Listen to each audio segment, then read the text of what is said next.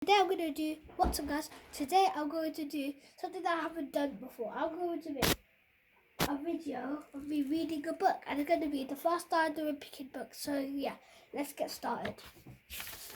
So you can't see the pictures, it's just like, it's too hard to show on camera. September, Tuesday. First of all, let me get something straight. This is a journal, not a diary. I know what it says on the cover, but when Mum went out to buy this thing, I specifically told her to get the one that didn't say diary on it.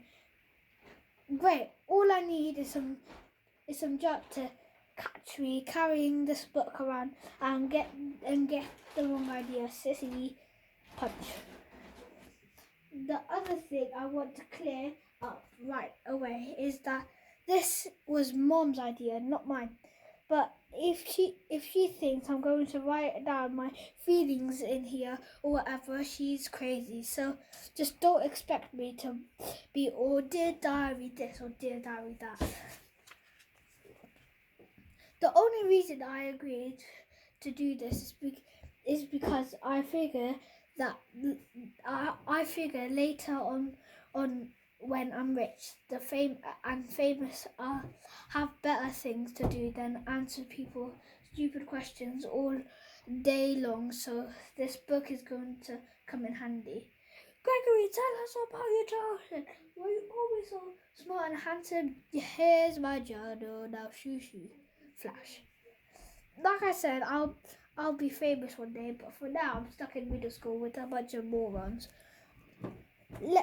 Let me just say for the record that I think middle school is the dumbest idea invented. You got kids like me who haven't hit their growth spurt yet, mixed in with these gorillas who need to shave twice a day. Out of my way, runts. And then they wonder why bullying is such a problem in middle school. If it was up to me, grade levels would be based on height, not age. But then again, I guess that would be mean. That would be mean. Kids like Chirag Gupta would still be in the first grade.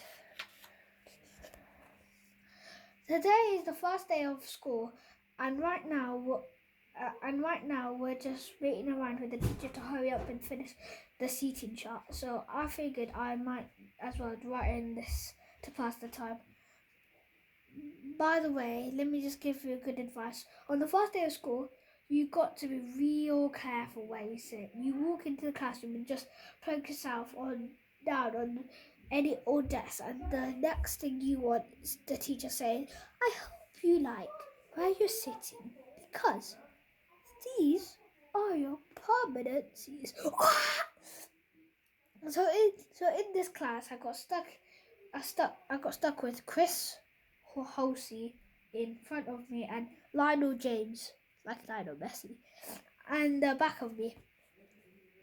Jason Brill came in late and almost sat to my right, but luckily I stopped him from happening at the last second. Is the seat taken? Yes. Next period, I should just sit in the middle of a bunch of cool girls as soon as I step in the room. But I guess if I do that, it just proves I didn't learn anything from last year. Okay, could you please pass this note to Shelley? Why, certainly. The note says, Greg is a dork.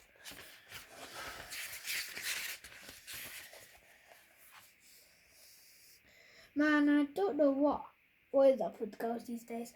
It used to be a whole lot simpler back in elementary school. The deal is, if you were the fastest runner in your class, you get all the girls. And in the 5th grade, the fastest runner was Ronnie McConnie. Nowadays, it's a whole lot more complicated. Now, it's all about the kind of clothes you wear, how rich you are, and if you have... Oh yeah, whatever. And kids like Ronnie McCoy are scratching their head, wondering what the heck happened. The most popular boy in my grade is Bryce Anderson.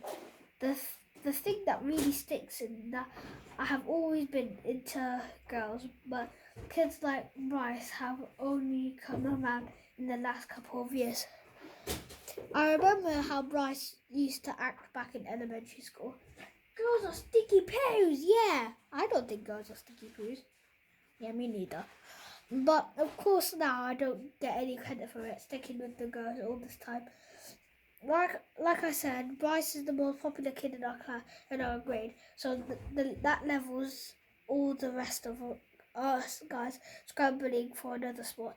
The best I can figure is that I'm somewhere around 52nd, 53rd most popular in the year. But the good news is that I'm about to move up one spot because Charlie Davies is above me and he's getting his braces next week. I tried to explain all this popularity stuff to my friend Rowley, who is probably hovering right around the 150 mark, by the way. But I think it's just it just goes in one ear and out the other with him. Wednesday. Today I had PE, so the first thing I did, I got outside was sneak off the basketball court to see if the cheese was still there, and sure enough, it was.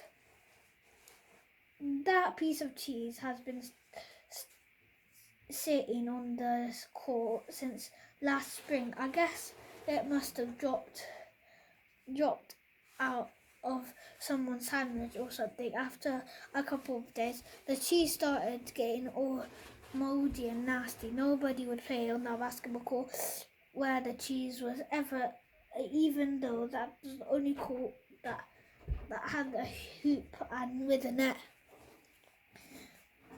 Then one day, this kid named Darren Walsh touched the cheese with his finger, and that's what started this thing called the cheese touch. It's basically like the cuties.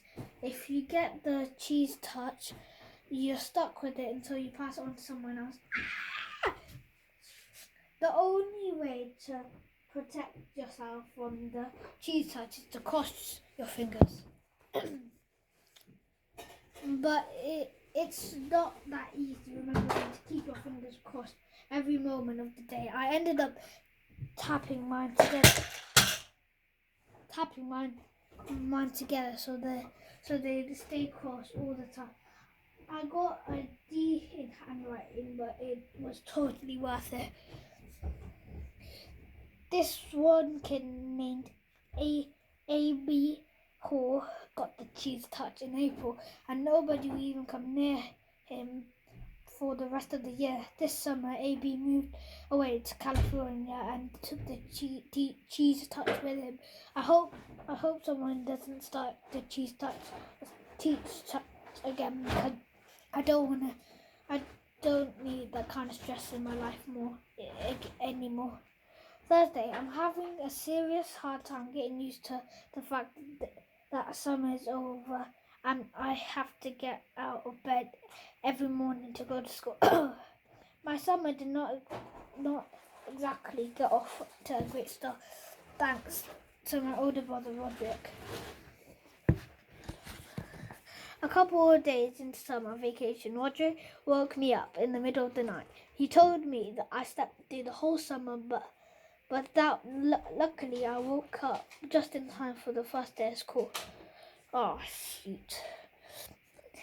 You might think I was pretty dumb for falling for that one, but Roger was dressed up in his school clothes and he set an alarm clock ahead to make it look like it was the morning. Plus, he closed the curtain so I couldn't see that it was still dark out.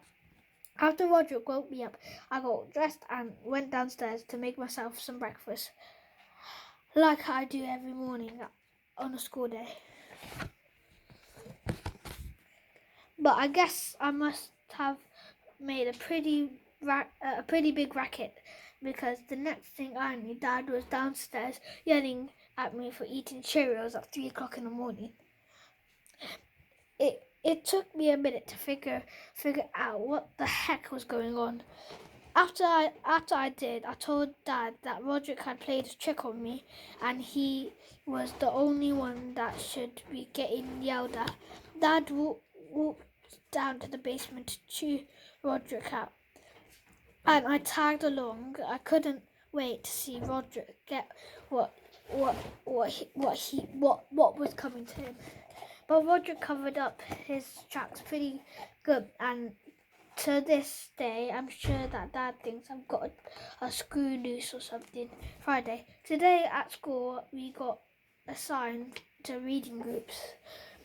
They don't come out and tell you if you're in the gifted group or the easy group, but you can figure it out a way by looking at the covers of these books they hand out. The first book says,